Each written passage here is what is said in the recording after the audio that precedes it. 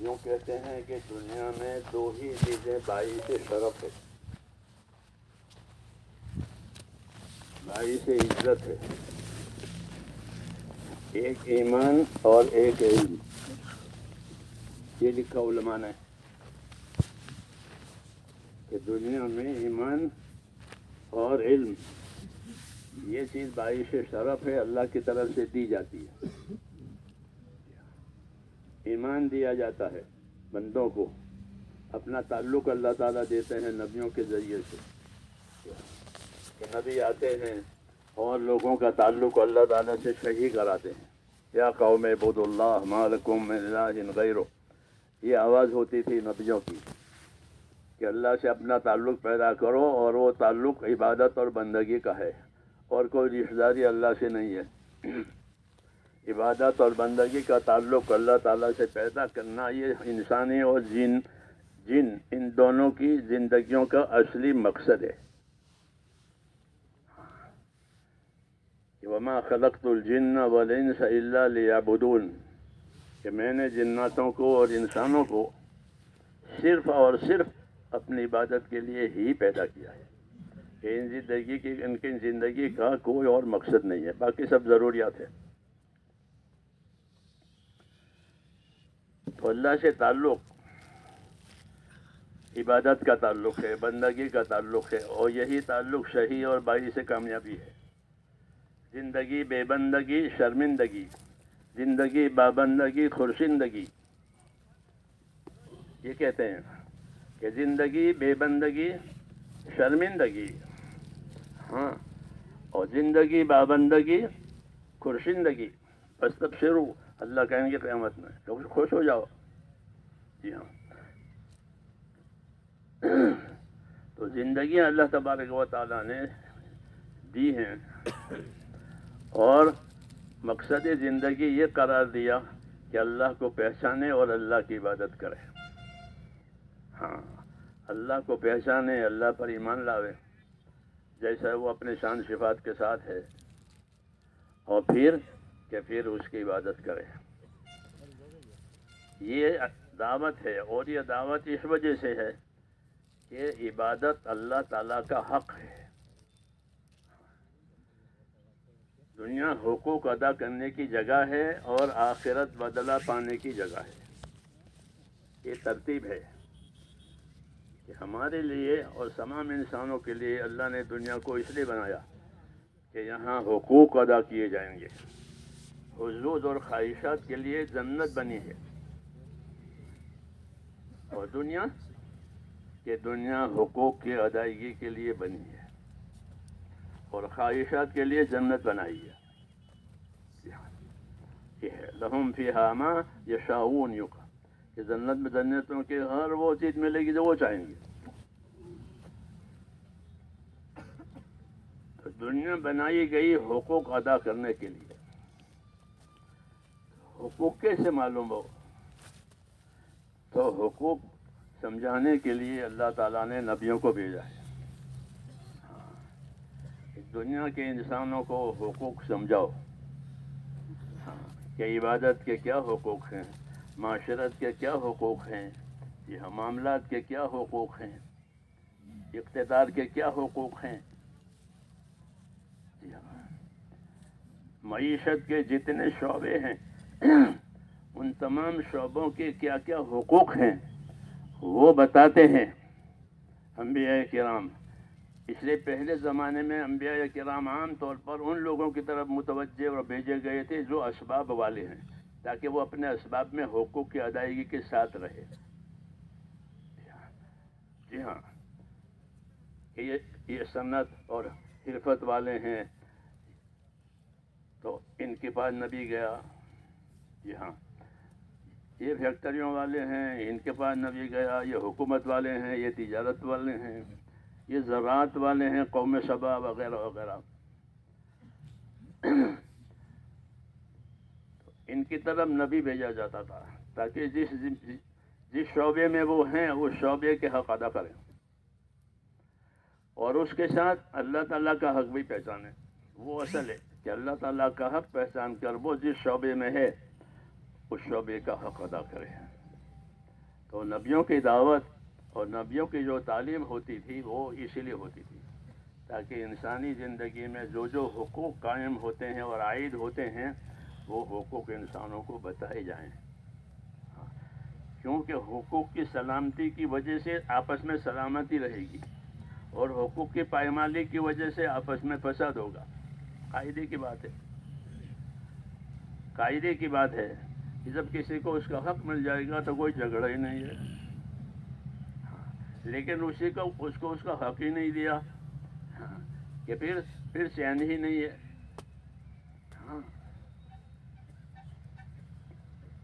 اس لیے دنیا کو دارالحقوق قرار دیا گیا، اور حقوق کی تعلیم کے لیے اللہ تعالیٰ نے نبیوں کو بھیجا ہے تاکہ بتائیں کہ کیا کیا حقوق ہیں، کہ آدمی اپنی عقل سے اپنی ضرورت سے حقوق کی تحقیق نہیں کر سکتا، اپنی ضروریات کی تحقیق کر سکتا ہے کہ مجھ کو کیا کیا ضرورتیں ہیں۔ یہ تو اپنی عقل سے سمجھ سکتا ہے کہ مجھے کیا کیا ضرورت ہے، مجھے کیا کیا راحت کے لیے چاہیے، لیکن مجھ پر کیا کیا حقوق ہیں یہ نہیں جان سکتا۔ اس سے وہ بے خبر ہے۔ اس لیے اس کی معرفت کے لیے اللہ تعالیٰ نے سلسلہ نبوت جاری کیا۔ آدم علیہ السلام پہلے نبی ہیں، پھر آپ کے اولاد میں انبیاء کرام آئے، آخر میں جناب رسول اللہ صلی اللہ علیہ وسلم آئے۔ تو ان کے آنے کی غرض یہی ہے کہ جو حقوق ان پر قائم ہوتے ہیں ان حقوق کی ادائیگی ہو جائے، ان کے طریقے معلوم ہو جائیں، اس کی دعوت دی جائے، اس کی تعلیم دی جائے، تاکہ آپس کے حقوق کی ادائیگی کے ساتھ جو زندگی ہوگی اس میں سلامتی ہوگی، اور نہیں تو فساد ہوگا۔ حضور صلی اللہ علیہ وسلم دعوت دیتے تھے لوگوں سے کہ اسلم تسلم، کہ تم یہ دین قبول کر لو تو پھر سلامت رہو گے۔ تو سلامتی اس جہت سے ہے، سلامتی اس جہت سے ہے کہ تم دوسروں کے حقوق ادا کرو گے اور دوسرے تمہارے حقوق ادا کریں گے، اور تم سب مل کر اللہ کے حقوق ادا کرو گے، تو پھر کیا جھگڑا ہے؟ پھر کیا قضیہ ہے؟ کہ کوئی قضیہ نہیں ہے، کوئی جھگڑا نہیں ہے، اللہ سے معاملہ صاف ہو جائے گا۔ اور جب اللہ سے معاملہ صاف ہو جائے گا تو اللہ دوسروں کے معاملہ کو بھی صاف کر دیں گے۔ تو یہ ہے غرض علم دینے کی۔ حضرت معاذ بن جبل سے پوچھا حضور صلی اللہ علیہ وسلم نے کہ معاذ آپ کو معلوم ہے اللہ کا کیا حق ہے؟ عرض کیا مجھے نہیں معلوم ہے، آپ بتائیں گے۔ فرمایا اللہ تعالیٰ کا حق یہ ہے کہ اسی کی عبادت کی جائے گی، اس کے ساتھ کسی کو شریک نہیں کیا جائے گا۔ یہ مثال ہے، یہ مثال ہے کہ جو تعلیم دی جاتی ہے وہ حقوق کی دی جاتی ہے، کہ یہ ان کا حق ہے۔ یہ کیوں کہ انسانوں کی زندگی میں اور حیوانوں کی زندگی میں یہ فرق ہے کہ انسانوں میں آپس میں تعلقات ہیں۔ انسانی زندگی کی یہ خاص خصوصیت ہے کہ جو بھی زندگی لے کر آتا ہے وہ تعلقات کی زندگی لے کر آتا ہے، انسان۔ اور حیوانوں میں کہ حیوانوں میں آپس کے کوئی تعلقات نہیں ہے۔ جی ہاں، پرندے کا بچہ جب اس کے پر ہو جائیں گے تو وہ اڑ جائیں گے، کون ماں کون باپ کچھ نہیں، جہاں کون وطن کون رشتہ کچھ نہیں، ان میں یہ تعلقات ہیں ہی نہیں۔ ہمارے فقہا بھی یہ کہتے ہیں کہ انسانوں کے علاوہ جو مخلوق ہیں ان میں بقائے باہم کے تعلقات نہیں ہیں، اس لیے ان کے لیے بقائے باہم کے احکام بھی نہیں ہیں۔ ان میں آپس میں بقائے باہم کے تعلقات نہیں ہیں، اور بقائے باہم کے تعلقات نہیں ہیں تو ان کے لیے آپس میں بقائے باہم کے احکام بھی نہیں ہے کہ میرا پڑوسی ہے، یہ میرا شریک ہے، یہ جو ہمارے لیے ہے سب، ان کے لیے نہیں ہے، کیونکہ ان کی اپنی اپنی زندگی ہے۔ جی ہاں، تو ان کی اپنی اپنی زندگی ہونے کی وجہ سے ان کے ساتھ یہ رابطہ نہیں ہے اللہ کی طرف سے۔ جی ہاں، وہ آزاد ہے، نہ ان کا وطن ہے، نہ ان کا رشتہ ہے، نہ کچھ نہیں ہے۔ بلکہ وہ اپنے حیات میں مسخر ہے. ہاں، اپنی حیات میں مسخر ہے کہ جس کام کے لیے پیدا ہوا وہی کرے گا، دوسرا نہیں کر سکتا، دوسرا کام ہی نہیں کر سکتا. انسانوں اور جناتوں کے علاوہ باقی سب تسخیر کے تابع ہے. انسان اور جن یہ تکلیف کے تابع ہے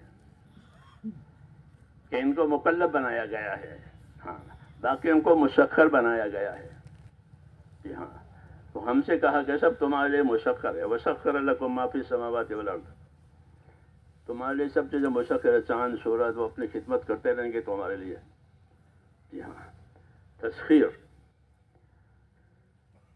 خدمت میں لگا دیا گیا ہے سب کو. کیوں خدمت میں لگایا ان کو؟ تاکہ یہ کھائے اور کمائے. ہاں، یہ سب تمہاری خدمت جو ہے، تم کھاؤ کماؤ. ایسا ہے. ابر و باد و مغو خورشید فلک در کارن تا تو نانے بکفاری و بغفلت نہ خوری. یوں کہ پڑھی تھی گڈستہ پوچھنا پڑھی ہوگی، آپ نے بھی پڑھی، ہم نے بھی پڑھی. بڑی قیمتی باتیں ہوتی تھی وہ. جی ہاں، حکمت کی باتیں. جی ہاں، تو یہ وہ کہہ رہے ہیں کہ ابر و باد و مہو خورشید فلک در کارن، کہ تو دیکھ آسمان، زمین، آگ، ہوا، پانی سب تیرے کام میں ہیں. کیوں؟ تاکہ تو روٹی کمائے اور کھائے. یوں ہے کہ نہیں، کہ اس لیے نہیں ہے کہ تو روٹی کمایا اور کھا لیتا تو نانے بکف آ رہی ہو بکف خوری. اس لیے نہیں ہے، بلکہ اللہ کی طرف سے جو ذمہ داریاں ہیں حقوق کی، وہ پوری کرنے کے لیے ان سب چیزوں کو تمہارے تابع کیا ہے. اس میں بڑا حق جو ہے وہ اللہ کی عبادت کا ہے، سب سے بڑا حق. تو اللہ بڑے ہیں، اللہ بڑے ہیں، ان کے جیسا کوئی نہیں ہے. اس لیے بڑا حق کس کا ہے؟ کہ بڑا حق جو ہے وہ اللہ تعالیٰ کا ہے. اس لیے پہلا حق اللہ کا، اللہم انت الاول فلیس قبلک شیء. تو بڑا حق اللہ تعالیٰ کا ہے اور وہ عبادت کا ہے. ہاں، روئے زمین پر اللہ کو دو ہی چیزیں پسند ہے. ایک کہ روئے زمین پر اللہ کی عبادت کی جائے. ان ارضی واسعۃ یا ایھا الذین آمنوا ان ارضی واسعۃ فایایا فاعبدون، کہ زمین میری بہت کشادہ ہے مگر اس پر میری عبادت ہوگی. تو ایک تو روئے زمین پر عبادت ہو، یہ اللہ کو پسند ہے. دوسرا کہ روئے زمین پر رحمت اور خدمت ہو دوسروں کی، دوسروں کو نفع پہنچایا جائے. یرحم من فی الارض یرحمکم من فی السماء. یہ کہ زمین والوں پر رحم کرو، آسمان والا تم پر رحم کرے گا. تو رحم کرنے کی دو شکلیں ہیں، ایک مادی شکل ہے، ایک معنوی شکل ہے. مادی شکل یہ ہے کہ ان کی ضرورت پوری کی جائے، کھانا دیا جائے، پانی دیا جائے. موت سے پہلے کی جو حاجتیں ہیں وہ مادی کہلاتی ہے. وہ مادی حاجتیں ہیں، مادے سے پوری ہو جاتی ہے. ایک ایک ان کی حاجت پوری کی جائے زمین والوں کی، یہ ٹھیک ہے، لیکن یہ پوری نہیں ہے. بلکہ زمین والوں پر رحم کرنے کی ایک شکل یہ بھی ہے کہ جس طرح ان کی مادی ضرورتیں پوری کی جائیں، ایسے ان کی معنوی ضرورت بھی پوری کی جائے، تاکہ ان کی زندگی رائگاں نہ جائے. اس لیے کہ جو اپنی موت سے پہلے کی ضرورتوں میں لگے گا اور موت کے بعد کی فکر نہیں ہے، اس کی زندگی برباد ہے. کیوں کہ ان کی کوشش ساری موت سے پہلے میں چلی گئی. الذین ضل سعیہم فی الحیاۃ الدنیا، تو وہ خسارے میں ہے، وہ خسارے میں ہے. اس لیے اتنی بات نہیں ہے، بلکہ بعد کی بھی بات ہے کہ موت سے پہلے بھی اور موت کے بعد کی بھی ضرورت ہے سمجھا. تو انبیاء کرام دونوں چیزیں لے کر آتے ہیں. موت سے پہلے کی ضرورتیں اس کو حسن معاشرت کہتے ہیں کہ موت سے پہلے کی ضرورتیں پوری کرنے کے لیے وہ حسن معاشرت سکھلاتے ہیں کہ ایک دوسرے کے ساتھ کی معاشرت، ایک دوسرے کے ساتھ کا جینا اچھا ہو جاوے. جیسے حضور نے مدینہ والوں سے فرمایا تھا کونو عباد اللہ اخوانا، کہ اللہ کے بندے رہو، آپس کے بھائی رہو، یہ معاشرت. اور دوسری چیز کہ اللہ تعالیٰ کا کیا حق ہے اور اللہ نے کیا کیا حقوق بتائے ہیں وہ جاننا. تو اس کے لیے اللہ تعالیٰ نے علم دین نازل کیا ہے کہ ایمان کی وجہ سے جو حقوق اور تقاضے قائم ہوتے ہیں اس کی ادائیگی علم کے بغیر نہیں ہوگی، کیونکہ ایمان کا تقاضا ہوتا ہے اطاعت. ایمان کا تقاضا اطاعت ہے. آمنو باللہ معنی اطیعوا اللہ، کہ ایمان کا تقاضا اطاعت ہے، جان سے، مال سے، ہر طرح سے کامل اطاعت. اور اطاعت کو صحیح کرنے کے لیے علم چاہیے، ورنہ اطاعت یا ناقص ہوگی یا اطاعت میں غلو ہوگا. جی ہاں، اس لیے اطاعت کو صحیح کرنے کے لیے اللہ تعالیٰ نے انبیاء کرام کو بھیجا ہے اور وہ اطاعت کی دعوت دیتے ہیں. فاتقوا اللہ واطیعون، فاتقوا اللہ واطیعون. جی ہاں، کہ وہ علم و عمل سے دونوں سے دعوت دیتے ہیں، اپنے عمل سے بھی دعوت دیتے ہیں، اپنے علم سے بھی دعوت دیتے ہیں، دونوں طریقے سے سکھاتے ہیں تاکہ زندگیاں مقصد پر آ جاوے. اس لیے اس علم کی غایت یہی ہے کہ اللہ کے جو حقوق ہم پر قائم ہوتے ہیں وہ، اور اللہ نے جن جن کے جو حقوق ہم پر قائم کیے ہیں وہ یہ ادا ہو جائیں. انسانی زندگی کے چند شعبے ہیں: زراعت، تجارت، حکومت اور اجرت. یہ 4 شعبے ہیں نا. اجارہ، جی ہاں، یہ شعبے ہیں معیشت کے، اس پر ہماری معیشت چل رہی ہے. حکومت کا شعبہ، تجارت کا شعبہ، زراعت کا شعبہ اور مزدوری کا شعبہ، اجرت. ان کے پاس اسباب نہیں ہے تو یہ اجرت سے کام ان کا کام چلے گا، ہاتھ پاؤں کی محنت ہے. یہ 4 شعبے ہیں زندگیوں کے. تو اللہ تعالیٰ نے رسول صلی اللہ علیہ وسلم کے ذریعے سے جو علوم نازل کیے ہیں ان میں 4 شعبوں کے مسائل ہیں، 4 شعبوں کے فضائل ہیں.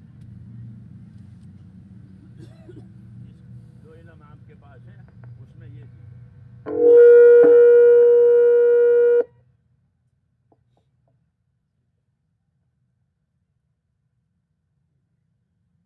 یہ 4 شعبے ہیں.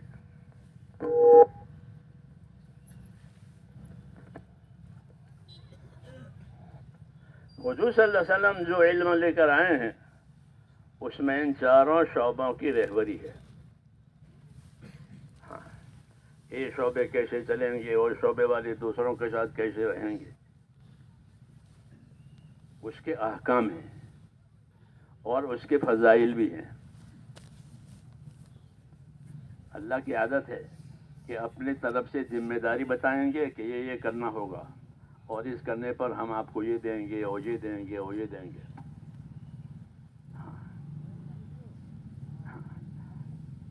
تو جس میں دینے کے وعدے ہوتے ہیں اس کو فضائل کہتے ہیں، اور جس میں کرنے کی ذمہ داریاں بتائی جاتی ہیں اس کو احکام کہتے ہیں. بات میری سمجھ میں آ رہی ہے؟ جس میں دینے کے وعدے ہوتے ہیں اسے فضائل کہتے ہیں، اور جس میں کرنے کی ذمہ داری بتائی جاتی ہے اس کو احکام کہتے ہیں. تو یہ دونوں چیزیں اللہ کی طرف سے آتی ہے ہمارے پاس. احکام بھی آتے ہیں اور پھر احکام پر کیا ملے گا اور احکام ترک کرنے پر کیا سزا ہوگی وہ بھی ہے، تاکہ ہر آدمی اپنی زندگی کی حفاظت بھی کرے، اپنی ذمہ داری کی حفاظت بھی کرے اور اپنا کام بھی کرے. یہ نہ کرے کہ اپنے آپ کو برباد کرے نافرمانی کر کے، ہاں، بلکہ تابعداری کر کے اپنی دنیا اور آخرت سیدھی کرے، کیونکہ دنیا میں بھی رہنا ہے پھر آخرت میں بھی جانا ہے، ایسا تو نہیں کہیں ختم ہو جائیں گے۔ اس لیے کہ اول تنظر نفس ما قدمت لغد، ہر آدمی سوچ لیا کرے کہ اس نے کل کے لیے کیا کیا ہے، جی ہاں، کل کے لیے کیا کیا ہے، کیونکہ کل نتیجے کا نام ہے کہ کل کو نتیجے آئیں گے، جی ہاں، تو اس کے لیے کیا ہوا ہے، اس کے لیے ہم کو یہ ذمہ داریاں دی ہے، اللہ تعالیٰ نے اپنے احکام کی ذمہ داری دی ہے، اور یہ احکام 4 شعبوں کے ہیں، چاروں شعبوں کے احکام بھی ہیں اور چاروں شعبوں کے فضائل بھی ہیں، ہاں، تجارت کے فضائل ہیں، تجارت کے مسائل ہیں، تو تجارت نئی دنیا نہیں ہے کہ دنیا کے لیے تجارت کرتے ہیں، ایسے مزدوری کہ نری دنیا نہیں ہے، حکومت نری دنیا نہیں ہے، بلکہ یہ تمام شعبے ایسے دیے گئے ہیں کہ اسے دنیا بھی بنے گی، آخرت بھی بنے گی۔ یہ علم جناب رسول اللہ صلی اللہ علیہ وسلم نازل کیا گیا ہے، یہ جو 4 شعبے ہیں معیشت کے، اس میں اللہ کا بندہ بن کر جینے کا کیا طریقہ ہے۔ ایک تو باغی بن کر زندگی گزارے، جیسے فرعون حکومت میں باغی بنا، قوم عاد اپنی قومی قوت میں باغی بنی، قوم سبا اپنی زراعت میں باغی بنی، قوم شعبہ تجارت میں باغی بنی، یہ باغیوں کا گروہ بنا اپنے شعبوں میں، جی ہاں، اور ان کے نتائج بھی ان کے سامنے آ گئے، فَكُلًّا أَخَذْنَا بِذَنبِهِ، کہ ان سب کو ہم نے ان کے گناہوں کی پاداش میں پکڑا ہے، پھر ان کی سزا بتائیے، منہم اغرقنا ومنہم خسفنا، یا کسی کو ڈبایا ہو، کسی کو پانی میں دھنسایا، الی آخرہ۔ یہ کیوں کہ انہوں نے اپنی ذمہ داری سمجھی نہیں ہے، اب ذمہ داری ادا نہیں کی ہے، ہاں، وہ اپنے شعبے میں نامراد ہو گئے۔ ہم کو اللہ تعالیٰ نے یہ شعبے بھی دیے اور ان شعبوں میں کیا کیا حقوق ہیں وہ بھی دیے،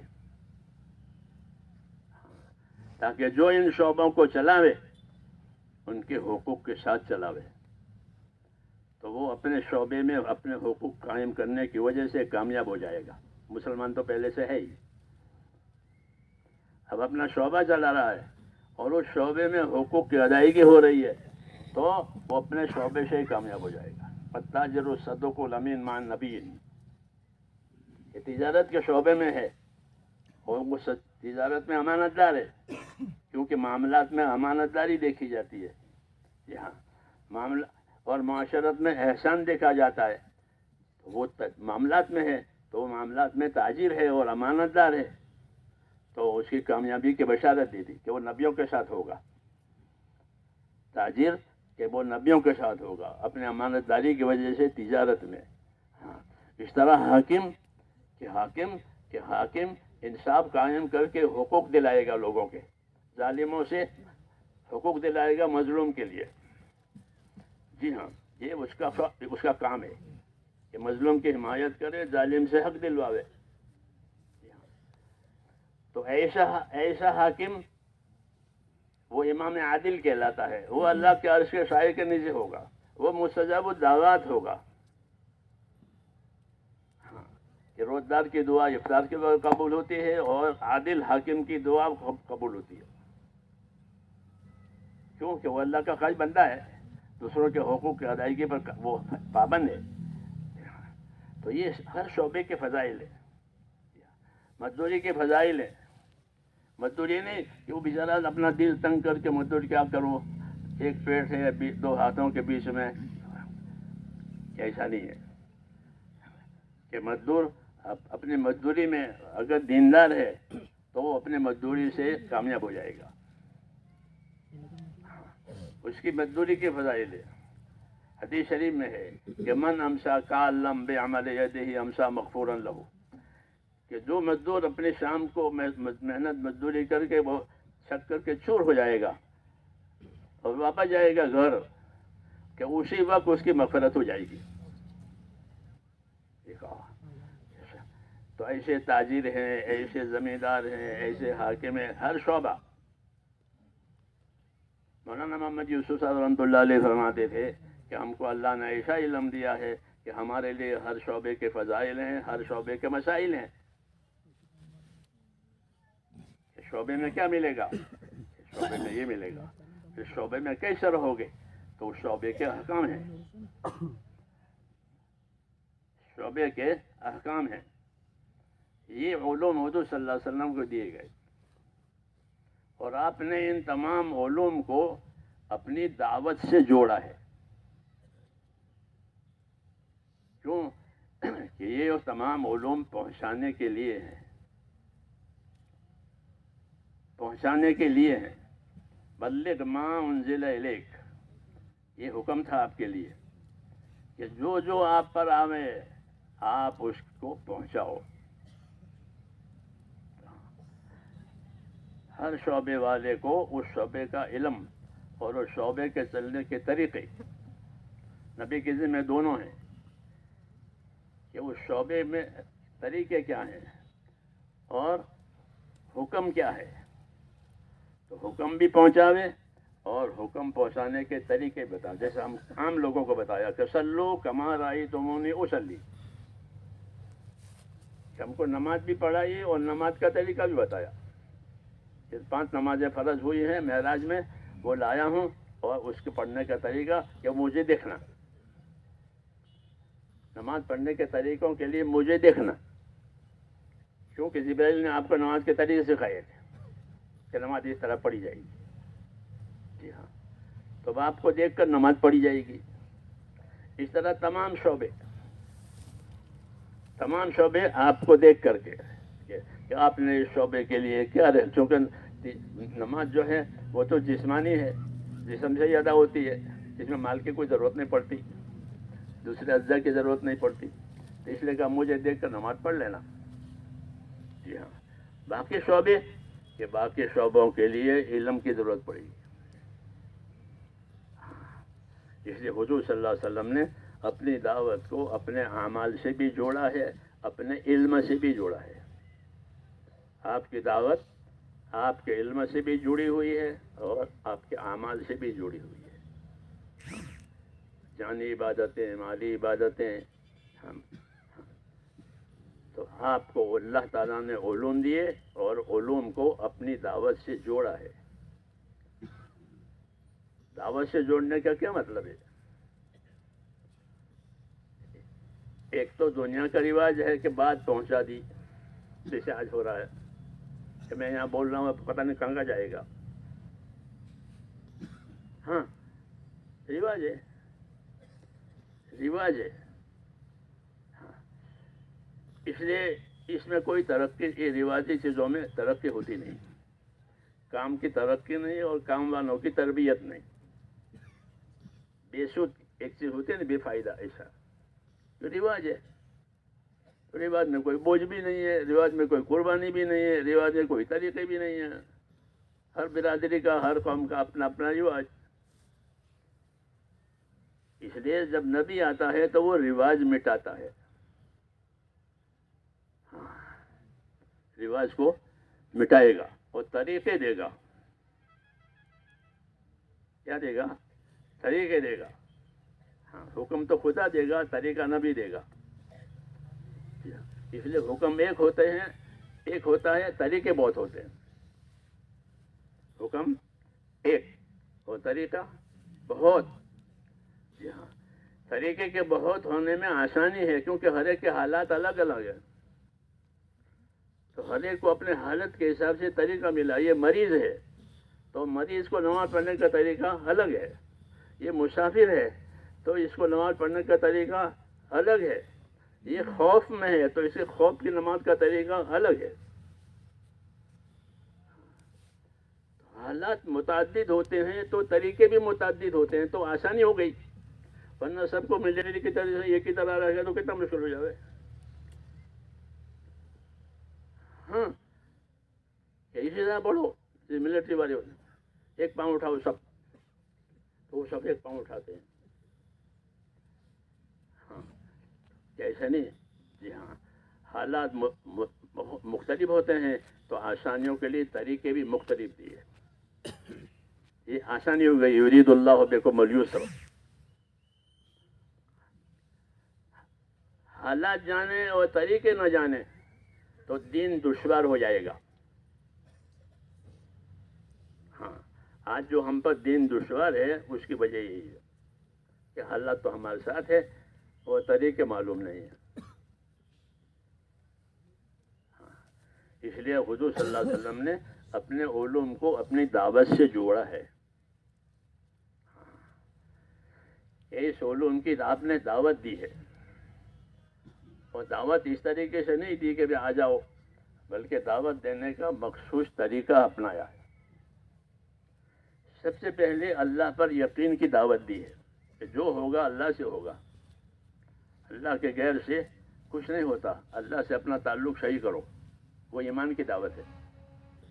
پھر ایمان کے بعد عبادت کی دعوت کہ اللہ سے رابطہ بندوں کا صرف عبادت کا ہے، کسی رشتہ داری کوئی رشتہ داری نہیں ہے. اس لیے اپنا عبادت کا مسئلہ صحیح کرو. تیسری بات کہ دنیا کو اللہ نے دارالحقوق بتایا ہے، اور اللہ نہیں چاہتے کہ کوئی کسی پر ظلم کرے. خود اللہ نے اپنی ذات پر ظلم حرام کیا ہے. ہاں، کہ میں بندوں پر ظلم نہیں کرتا. وما انا بظلام للعبید، کہ میں بھی بندوں پر ظلم نہیں کرتا، بلکہ انہوں نے جو کیا ہے وہ ان کے سامنے ہے. یہ بات ہوگی تو پھر یہ حقوق کی ادائیگی ہو جائے گی. ظلم حرام ہے، ظلم حرام ہے تو انصاف واجب ہے. ہاں، تو ظلم کے مقابلے میں انصاف ہی ہوتا ہے، تو انصاف واجب کیا ہے. جی ہاں، کہ انصاف سے رہو آپس میں، بندوں میں اللہ کے ساتھ اخلاص سے رہو، بندوں میں انصاف سے رہو. یہ حکم ہے، اللہ کے ساتھ اخلاص اور بندوں کے ساتھ انصاف اور احسان. ان اللہ یامر بالعدل والاحسان، کہ اللہ انصاف اور احسان کا حکم دیتے آپس میں. اور اللہ کا معاملہ ہے تو اخلاص. وما امروا الا ليعبدوا الله مخلصين له الدين، کہ ان کو یہی حکم ہے کہ اللہ کی عبادت میں مخلص بن کر کے رہیں. تو اللہ کا معاملہ ہے تو اخلاص ہے، مخلوق کا معاملہ ہے تو انصاف اور احسان ہے. یہ ہمارا طریقہ ہے یہاں. ورنہ تو دنیا میں ظلم ہی ظلم تھا، اور اب بھی وہی ہے. حضور صلی اللہ علیہ وسلم کے آنے کی وجہ سے اور آپ کی دعوت کی وجہ سے وہ سارے طریقے مٹ گئے جو ظلم کے تھے وہ. ہاں، کیونکہ آپ نے اس کی دعوت چلائی تھی. اور دعوت چلانے کا مطلب یہ تھا کہ ایک تو اس بات کا یقین دلایا کہ جو بات میں کہہ رہا ہوں اسی سے کامیابی ہوگی، دوسرے طریقوں سے کامیابی نہیں ہوگی. اسی سے کامیابی ہوگی. ایک ہی طریقہ ہے، جیسے ایک اللہ ہے اور اس کے حکم ہے، ایسے ایک نبی ہے، اب اسی کا طریقہ چلے گا.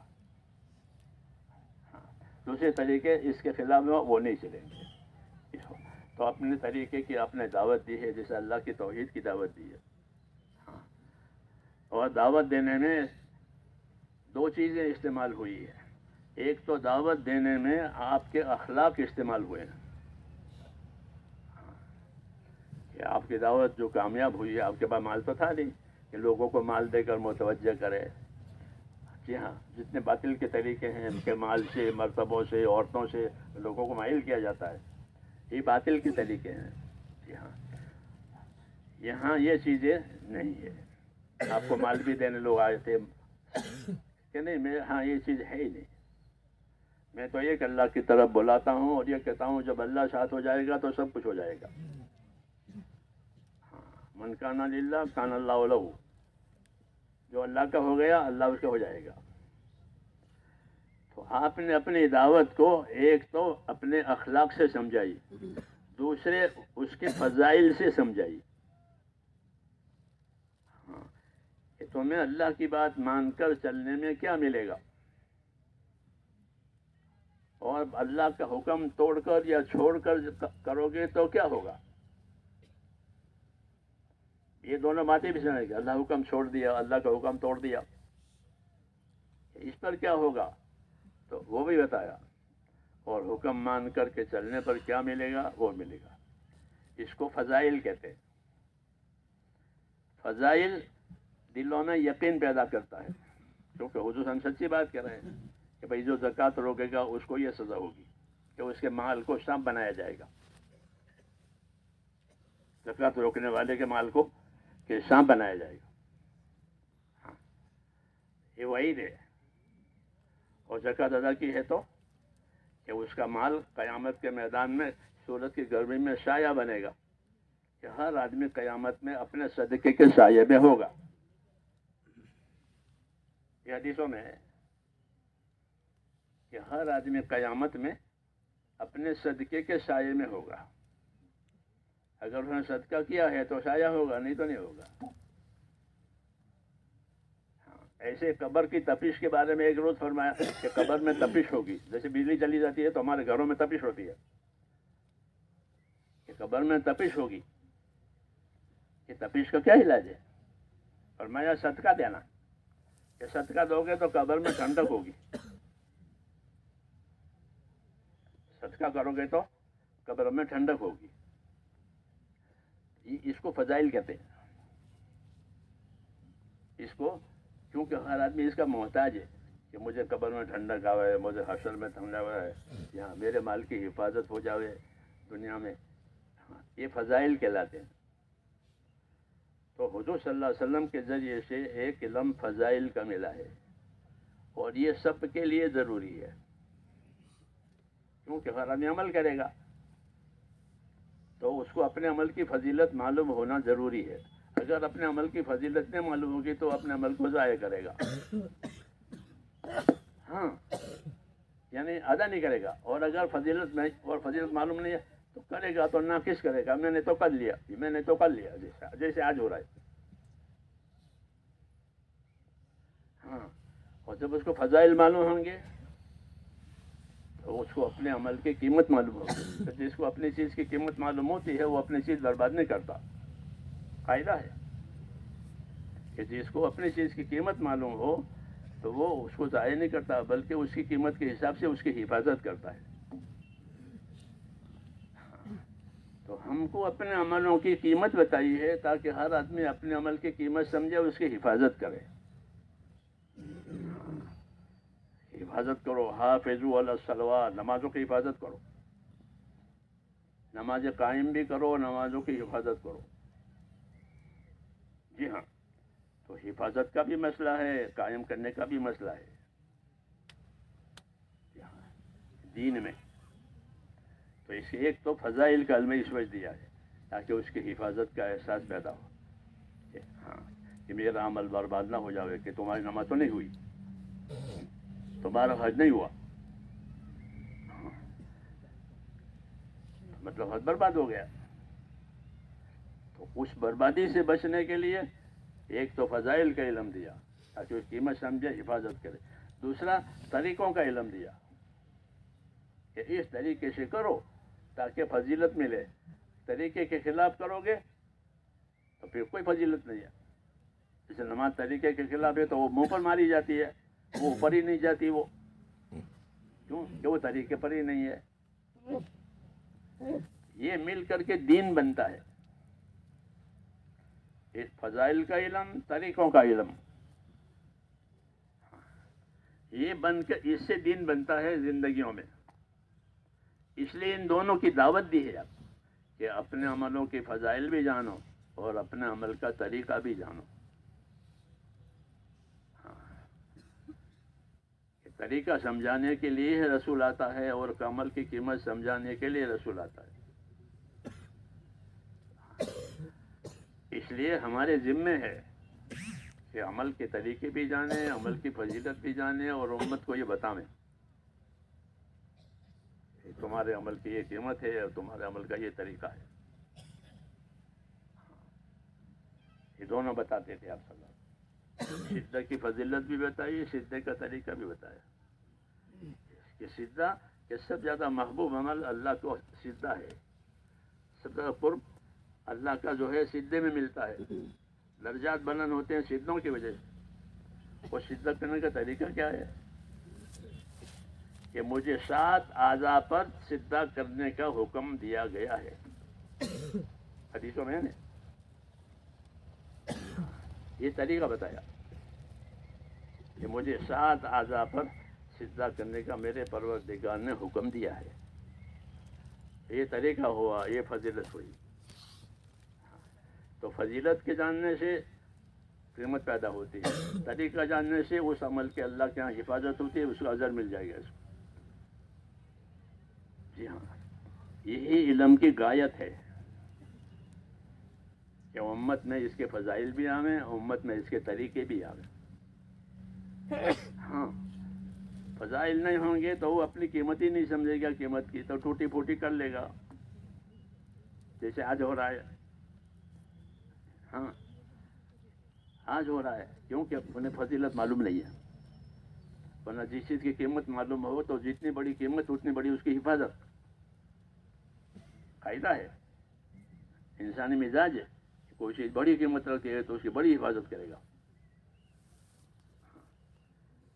تو یہ نہیں ہے تو پھر نہیں ہے. اس لیے اس دعوت میں ایک تو فضائل، کہ امت کو فضائل سمجھائے جائیں تاکہ وہ اپنے عمل کو ضائع نہ کرے. کہ فضائل کی وجہ سے شوق بھی پیدا ہوتا ہے اور فضائل کی وجہ سے یقین بھی بنتا ہے کہ اس عمل پر یہ ہوگا. تم نے عمل کیا ہے کہ ہاں کہ اس پر یہ ہوگا. کہ صدقہ دیا ہے کہ بلا دور ہو جائے گی. صدقہ دینے سے کیا ہوگا کہ کوئی بلا پھاند کر کے آ نہیں سکتی. صدقے کو پھاند کر کے، جیسے باؤنڈری گھر کے سامنے ہے تو کوئی جانور آئے گا؟ پھلانگ کر کے نہیں آ سکتا. اس میں صدقہ دیا گیا ہے تو صدقے کو پھاند کر کے کوئی بلا آ نہیں سکتی. یقین دلایا. تو فضائل کے ذریعے سے یقین پیدا ہوتا ہے اور مسائل کے ذریعے سے طریقہ صحیح ہوتا ہے. یہ دونوں اپنے اندر اور امت کے اندر پیدا کرنا ضروری ہے. اس لیے ان علوم کو دعوت سے جوڑا گیا ہے، ان کی دعوت دی ہے ہم نے. اور دعوت دینے کا مطلب یہ ہے کہ جس طرح اس کے فضائل بیان کیے، اسے حاصل کرنے کے طریقے بھی بیان کیے. اس کا یہ طریقہ ہے، اس کا یہ طریقہ ہے. فضائل اس لیے مقدم ہے کہ اس کو اس کی قیمت سمجھنے کہ یہ کام اتنا قیمتی ہے، تو پھر مجھے اس کو صحیح کرنا چاہیے تاکہ یہ قیمتی چیز ضائع نہ ہو جائے میری نادانی کی وجہ سے. کیونکہ آدمی کی نادانی کی وجہ سے ایک اچھی چیز ضائع ہو جاتی ہے. کہ حلوہ بنانے بیٹھا تھا اور بنانا آ گیا نہیں آیا تو وہ بھی کر گیا. ہوتی ہے نادانی کی وجہ سے بگڑتی ہے، جانتا نہیں تھا تو نہ جاننے سے چیزیں بگڑتی ہیں. ایسے نہ جاننے سے طریقے بگڑتے ہیں. ایسے طریقوں کی دعوت دی ہے، طریقوں کے فضائل بتائے ہیں. یہ چیزیں امت میں عام کرنی ہے. ہاں، اگر یہ چیزیں امت میں ہوگی تو ہر آدمی اپنا عمل کا طریقہ بھی جانے گا اور اپنے عمل کی فضیلت بھی جانے گا. اس لیے فضائل کو عام کیا گیا. فضائل کو ہر ایک پڑھے، ہر ایک سنے. اور مسائل مخصوص ہے علماء کے ساتھ اور حالات کے ساتھ. مسائل حالات کے ساتھ مخصوص ہے، کیونکہ مسئلہ وہ پوچھے گا جس کو حالت پیش آئی ہو. تو وہ مسئلہ پوچھے گا نا. حالت نہیں آئی ہے تو کیوں پوچھے گا؟ یہ نماز کیا ہو گئی تب کچھ نہیں، لیکن کوئی بات ہو گئی نماز میں. تو مسائل کا تعلق حوادث سے ہے کہ بھائی نماز میں نے یہ کر دیا، حج میں نے یہ کر دیا، تو میرا حج کا کیا حکم ہے؟ اب مسئلہ کھڑا ہوگا. تو مسائل کا تعلق حوادث سے ہے اور ہر ایک کے حوادث الگ الگ ہے. اس لیے کہا مسائل جس کو پیش آوے وہ علماء سے پوچھا کرے یا کتابوں سے اس کا مسئلہ معلوم کیا کرے تاکہ عمل ضائع نہ ہو. ہاں، کیونکہ طریقے تو سب کے لیے ایک ہی ہے. جی ہاں، تو طریقوں کا تعلق ہے تو علماء سے رجوع کرے. اور فضائل کہ فضائل خود بھی سنے، خود بھی سناوے، خود بھی پڑھے، خود بھی دوسروں کو پڑھاوے. تو فضائل سننے سے ترغیب ہوتی ہے، اور جب ترغیب کے بعد عمل کے لیے تیار ہو تو پھر طریقہ ہوتا ہے کہ اس طریقے سے کرو. جی ہاں، اس لیے اس علم میں یہ دونوں باتیں ہیں. اس لیے حضور صلی اللہ علیہ وسلم نے ان چیزوں کی دعوت چلائی ہے. اور دعوت اس لیے چلائی ہے کہ لوگ دو قسم کے ہیں. ایک قسم وہ ہے جن میں طلب ہے، وہ تو خود ہی آ کے پوچھیں گے، سیکھیں گے، معلوم کریں گے. ہاں، شروع سے. ایک قسم وہ ہے جن میں طلب ہے کہ بھائی مجھے یہ کام کرنا ہے، تو میں اس کا کیا طریقہ ہے. ہاں، تو جو طلب لے کر آئیں ان کی ذمہ داری یہ ہے کہ ان کو سکھاؤ، ان کو بتاؤ. جی ہاں، شروع سے جب سے آپ کی دعوت چلی ہے، اصحاب صفہ بطور طالب علم کے رہتے تھے مسجد میں. پھر جب کام بڑھا تو لوگ آنے لگے، تو ان کو مسلمانوں کے ان کے محلوں میں، ان کے مسجدوں میں بھیجا جاتا ہے، جیسے آج بھیجا جاتا ہے کہ تم ان کو لے جاؤ اور اگلی جمعہ تک رکھنا، اور ان کی جو حاجتیں ہیں سیکھنے کی وہ پوری کرنا. پھر اگلی جمعہ کو ہم کو بتانا کہ کیا ہوا ان کا. تو وہ لے کر آتے تھے. ایک استوانہ ہے مسجد نبوی میں، اس کا نام ہے استوانۃ الوفود. اس وفود کا یہ مطلب ہے کہ جو وفود باہر سے آئے ہیں دین سیکھنے سمجھنے کے لیے، ان کو یہاں ٹھہرایا جاتا تھا مسجد نبوی میں. یہاں رہو. اب اس جگہ جب تعمیریں ہوئی تو ایک یادگار کے طور پر وہاں ایک ستون بنا ہوگا، تو اس پر یہ لکھے کہ یہاں تاکہ یادگار رہے اور سیرت سامنے رہے. سیرت سامنے رہے. اب تو وہ بات رہی نہیں، تعمیرات کی ترقیاں ہو گئی، اس لیے طریقے اوجھل ہو گئے. جی ہاں، تو میں کہتا وفود آتے تھے، تو وہ وفود اس لیے آتے تھے کہ ہم ان کو محلوں میں رکھا تھا. پھر یہاں کر دیکھ انہوں نے سیکھ لیا، سمجھ لیا، تو ان کو گھر جانے کی اجازت جاؤ اور اسی طرح کام کرنا جس طرح یہاں دیکھا ہے. تو لوگوں کو دعوت دے کر بلایا جاتا تھا. دین کیونکہ لوگوں میں طلب تھی کہ آپ کی دعوت سے لوگوں میں طلب آئی. لیکن جب لوگوں میں طلب نہ ہو تو لوگوں میں طلب نہ ہو تو آپ دعوت کا کام کریں گے، یعنی ان کے پاس جا کر کے ان میں یہ شعور پیدا کریں گے. زندگی کا ایک مقصد ہے، زندگی کی ایک ذمہ داری ہے. مال جان اسباب اللہ تعالیٰ نے غفلت کے لیے نہیں دیے ہیں، عبادت کے لیے ساری چیزیں دی ہیں. یہ تو اس کے لیے حضور صلی اللہ علیہ وسلم کا دوسرا طریقہ یہ تھا کہ وفود آتے تھے، ان کے تو تعلیم تربیت ہوتی تھی، اور نہیں آتی تھے تو آپ اپنے وفود بھیجتے تھے. آپ اپنے وفود بھیجتے تھے اور وفود کے ذریعے سے ان کو تعلیم دی جاتی تھی، عقائد کی، اعمال کی، اخلاق کی. ان کے پاس رہ کر کے تعلیم دیتے تھے، پہنچا کر کے نہیں آ جاتے تھے. جی ہاں، بعض مرتبہ 6 مہینے رہتے تھے. کیوں کہ ضرورت تھی. اس لیے حضور کے زمانے میں ایسے لوگ ہو گئے تھے کہ جو مسلمان تو ہیں مگر انہوں نے حضور کو نہیں دیکھا ہے، بلکہ آپ کی جماعتوں کی وجہ سے، آپ کے وفود کی وجہ سے ان کو دعوت پہنچ گئی،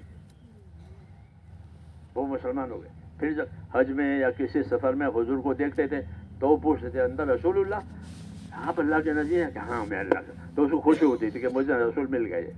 ورنہ وہ رسول جیسے ہم ایمان لائے ہیں وہ بھی ایمان لاتے تھے بغیر دیکھے. یہ کیوں؟ کہ دعوت چلائی تھی، وفود بھیجے گئے تھے. تو ایسے لوگ اس زمانے میں بھی تھے کہ آپ کو دیکھا نہیں ہے اور سفر میں دیکھا تو ہاں اب یہ اللہ کا رسول ہے، یہ اللہ کے نبی ہے. آج بھی یہی بات ہے ہماری کہ جو لوگ طلب والے ہیں وہ تو آتے ہیں، طلبہ آتے ہیں، سیکھتے ہیں، پوچھتے ہیں، یاد کرتے ہیں.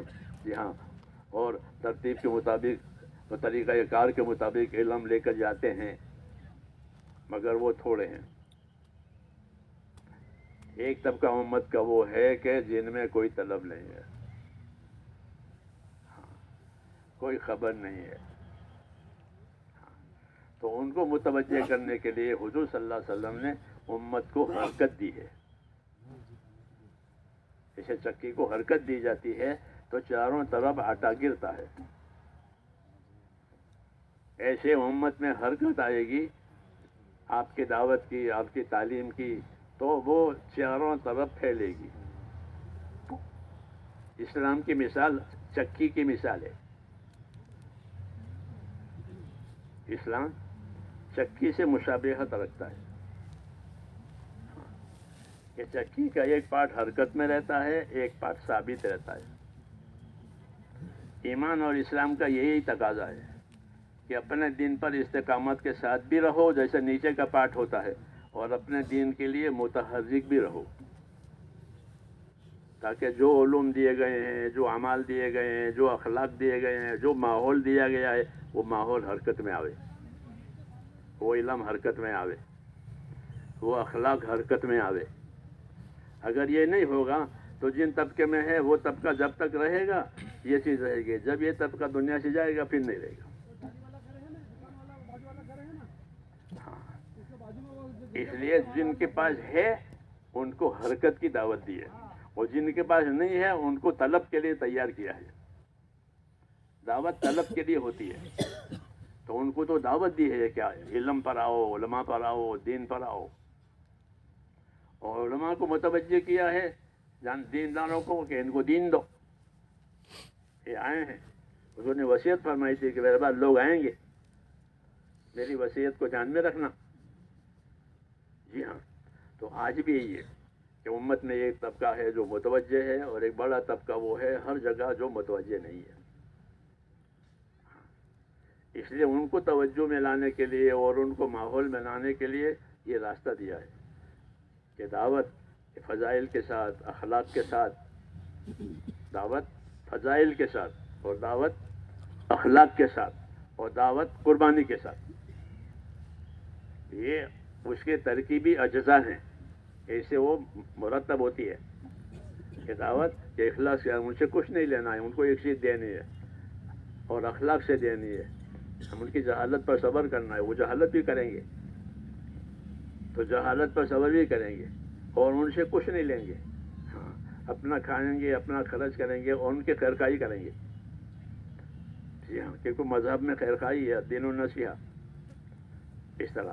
تو اس چیز کو زندہ کرنے کے لیے اللہ تعالیٰ نے یہ کام دیا اس دور میں، اس لیے یہ ذمہ داری سب پر ڈالی ہے۔ علماء کرام تو اپنی ذات سے خدمتوں میں ہیں ہی پہلے سے، ہر جگہ، ہر جگہ، آج سے نہیں پہلے سے، کہ وہ اپنی خدمتوں میں ہوتے ہیں۔ جی ہاں، اگر جیل میں بھی ہوتے ہیں تو جیل میں بھی خدمت کرتے ہیں۔ انہوں میرے ساتھ جیل میں تعلیم الاسلام پڑھاتے تھے ایک قیدی کو۔ ہاں، کیا ہمارا تو کام ہی یہی ہے،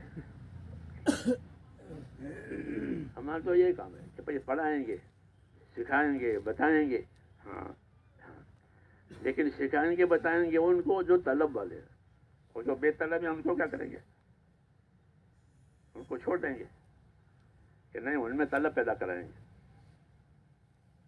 تو دعوت طلب پیدا کرنے کے لیے ہوتی ہے کہ دعوت میں فضائل بتائے جاتے ہیں، اخلاق سے پیش آئے تو وہ مانوس ہوتے ہیں،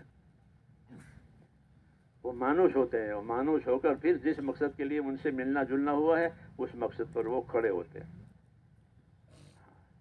اس لیے میں نے کہا کہ امت کو اپنے حرکت بھی دی ہے، اور امت میں ثبات قدمی کی بھی دعوت دی ہے، کہ اپنے علم کا بھی یہی تقاضا ہے۔ علم کا ایک تقاضا یہ ہے کہ ہر عالم اپنے علم پر استقامت کے ساتھ رہے۔ فاستقم کما امرت ومن تاب معک اے ومن آمن معک۔ تو استقامت کی دعوت نبی کو بھی ہے، اور استقامت کی دعوت جو آپ پر ایمان لائے ہیں، آپ کی بات جو لے رہے ہیں ان کو بھی، کہ وہ بھی استقامت سے رہیں، نبی بھی استقامت سے رہے۔ تو ایک ذمہ داری علم کی اپنی ذات سے اپنے علم کا پابند کرنا ہے، یہ ذمہ داری ہے، اور یہ بڑی ذمہ داری ہے کہ عالم اپنے علم کا اپنے آپ کو تابع کرے۔ ہر ہنر والا اپنے ہنر کے اصولوں کا تابع ہوتا ہے۔ اگر ہنر میں اپنے اصول کی حفاظت نہ کرے تو اس کا ہنر کامیاب نہیں ہوگا۔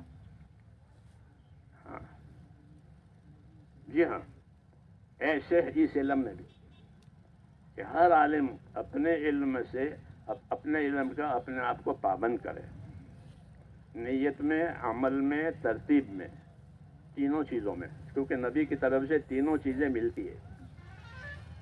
عمل بھی ملتا ہے، نیت بھی ملتی ہے اور ترتیب بھی ملتی ہے، ترتیب بھی ملتی ہے. جیسے نماز کی ترتیب ہے نہیں کہ نماز میں قیام، رکوع، سجدہ اور قاعدہ، یہ 4 ارکان ہیں. چاروں ارکان کی ترتیب ہے کہ پہلے قیام ہوگا، پھر رکوع ہوگا، پھر سجدہ ہوگا، پھر قاعدہ ہوگا. یہ ارکان ہے. تو ارکان کی ترتیب ہے. اور حکم ہے کہ صلو کما رأیتمونی اصلی، ایسی نماز پڑھنا جیسے مجھ کو دیکھا ہے. تو نبی کے ذمے، حضرت فرماتے ہیں نبی کے ذمے ہوتا ہے عمل بتاوے، نیت بتاوے، ترتیب بتاوے. تو جو عمل اس طریقے سے ہوگا وہ عمل صحیح ہوگا کہ نیت بھی صحیح، عمل بھی صحیح، ترتیب بھی صحیح. اسے بنتی ہے شریعت، اسے بنتی ہے شریعت، بنتی ہے ہاں ہر ایک کے لیے. تو یہ نبی سکھاتے ہیں. تو جن کے پاس علم ہے وہ اس کو سیکھے ہوئے ہیں، اور جن کے پاس علم نہیں ہے کہ وہ ان کو سیکھنے کی دعوت دو،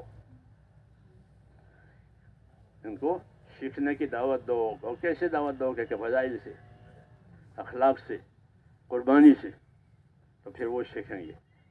ہاں کیونکہ حضور سے پہلے جاہلیت تھی. جاہلیت کا زمانہ کہتے ہیں نا، تو جاہلیت ہی تھی. تو جاہلیت کو کیسے توڑا؟ جہالت سے توڑا. کہ جاہل کے ساتھ جہالت کی جائے تو جھگڑا بڑھ جائے گا. جی ہاں، کہ نہیں، جہالت سے نہیں توڑا بلکہ علم سے، اخلاق سے توڑا ہے. جہالت کے مقابلے میں علم دیا، جہالت کے مقابلے میں اخلاق دیا، تو لوگ قریب ہو گئے. جو نرم تھے وہ پہلے آئے، پھر جو ان کے بعد کے تھے وہ بعد میں آئے. جو شدید تھے وہ بعد میں آئے. جو شدید تھے وہ دیر سے آئے، انہوں نے شدت اختیار کی. وہ چونکہ ہمارا شدت ہے نہیں تو 2 ہاتھ سے تالی بجتی ہے، تو دوسرا ہاتھ تو ہے نہیں شدت کرنے کے لیے، تو آخر میں وہ بھی آ گئے. ہاں، اور لوگ فوج در فوج دین میں داخل ہو گئے. یہ طریقہ ہے ہمارا. اس لیے آپ حضرات سے اس کام میں تعاون چاہا جاتا ہے. کیا چاہا جاتا ہے؟ تعاون. آپ خدمت نہیں ہیں. علماء ہمیشہ ہر زمانے میں خدمت میں ہی رہے امت کی. جی ہاں، تو اہل خدمت سے تعاون چاہا جاتا ہے. یہ کام بڑھ گیا ہے، لوگ متوجہ ہو رہے ہیں. دیکھتے ہیں نا مجمع بڑھ رہا ہے روز روز، ایسا عیان ہے ساری دنیا میں. ہاں، اس لیے تعاون کی ضرورت ہے کہ آپ حضرات تعاون. آپ ہیں اہل خدمت میں، خدمتوں میں ہی ہیں، تو ایک خدمت اور صحیح. اس لیے اس تعاون کی یہ شکل ہے کہ اہل علم حضرات جو ہیں اپنی مصروفیتوں میں ایک مصروفیت اور بڑھاوے، اور 1 سال اس کام میں لگائیں اندرون ملک میں. ہاں، اندرون ملک میں 1 سال لگائیں اور اس کام کو بالفعل سمجھیں. ہر آدمی کی اپنی صلاحیت ہوتی ہے. یہ کوئی ملٹری سسٹم نہیں ہے کہ سارے ایک ساتھ پاؤں اٹھاؤ، ایک ساتھ اٹھاؤ، ایسا نہیں. بلکہ صلاحیتوں کو حق پر لگوانا ہے. صلاحیتوں کو، عوام ہو، خواص ہو، ان کی صلاحیتیں حق پر لگے. یہ دعوت کی غرض ہے. حضور فرماتے تھے الناس معادن کمعادن الذهب والفضہ. لوگ اپنی جگہ ایسے قیمتی ہیں جیسے سونے چاندی کی کانیں ہوتی ہیں. سونا کان نیچے ہوتا ہے، اگر کھودو تو ملے، نہیں تو مٹی کے نیچے پڑا رہے. ایسا صلاحیتیں بہت ہیں. اگر یہ صلاحیتیں حرکت میں آوے تو ان کی صلاحیتوں سے بڑا نفع ہوگا. ہاں جی ہاں، بجائے اس کے کہ وہ جامد رہیں. جمود کا نفع نہیں ہوتا اتنا جتنا حرکت کا نفع ہوتا ہے. اس لیے اسلام میں حرکت بھی ہے، ثبات قدمی بھی ہے، جیسے میں نے کہا.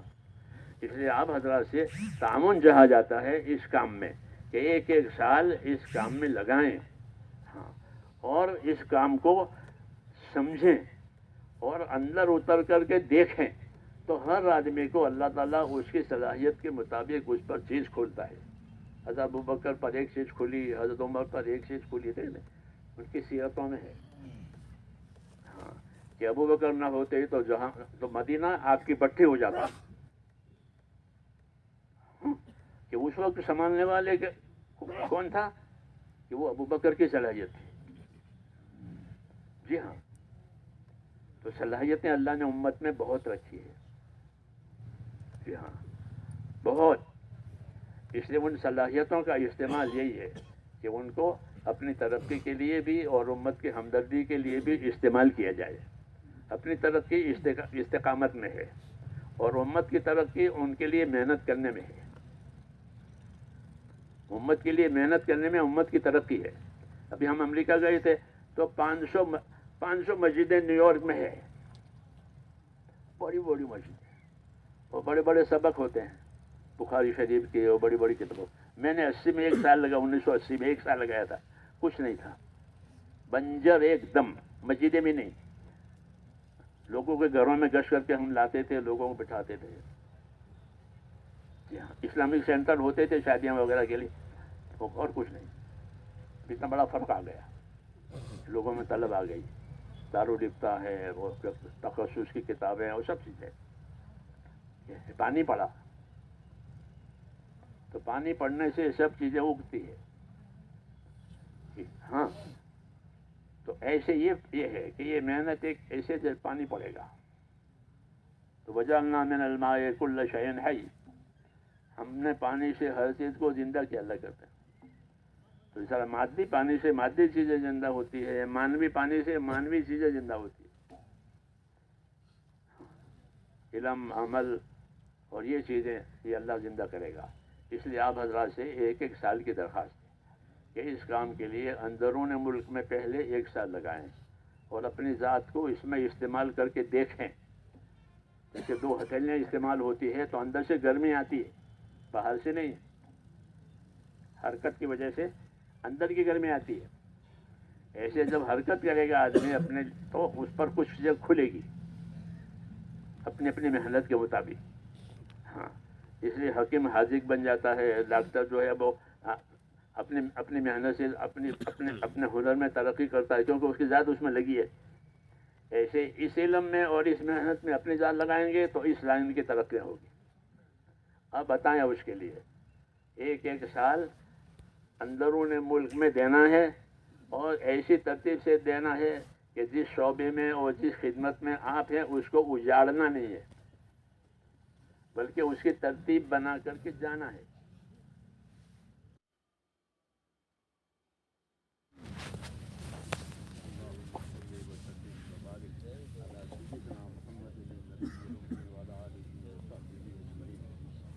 ربنا إننا آمنا فاغفر لنا ذنوبنا وقنا عذاب النار. اللهم أقبل بقلوبنا إلى دينك وأقبل بقلوب جميع المسلمين إلى طاعتك. اللهم إن قلوبنا ونواجينا وجوارحنا بيدك لم تملكنا منها شيئا، فإذا فعلت ذلك بنا فكن أنت ولينا واهدنا إلى سواء السبيل. اللهم كن أنت ولينا واهدنا إلى سواء السبيل. اللهم كن أنت ولينا واهدنا إلى سواء السبيل. اللهم آت نفوسنا تقواها وزكها أنت خير من زكاها، أنت وليها ومولاها. اللهم ألهمنا مراشد أمورنا وعيدنا من شرور نفوسنا. ربنا وفقنا لما تحب وترضى من القول والعمل والفعل والنية والهدى انك على كل شيء قدیر. اے اللہ ہماری مغفرت فرما، امت کی مغفرت فرما، ہماری اور پوری امت کی مغفرت فرما. امت کی صلاحیتوں کو دین پر لگا لے، امت کی صلاحیتوں کو برباد ہونے سے بچا لے. امت کے مالوں کی، جانوں کی، آبرو کی، دین ایمان کی ہر جگہ حفاظت فرما. ہر خیر کو ہماری طرف متوجہ فرما. ہر شر سے، ہر فتنے سے ہماری اور پوری امت کی پوری حفاظت فرما. اے اللہ اس کہنے سننے کو قبول فرما، ان اجتماعات کو بھی قبول فرما، اور اے اللہ پورے عالم میں حق اور ہدایت کے عام ہونے کا اس کو ذریعہ فرما. وصلی اللہ تعالی علی خیر.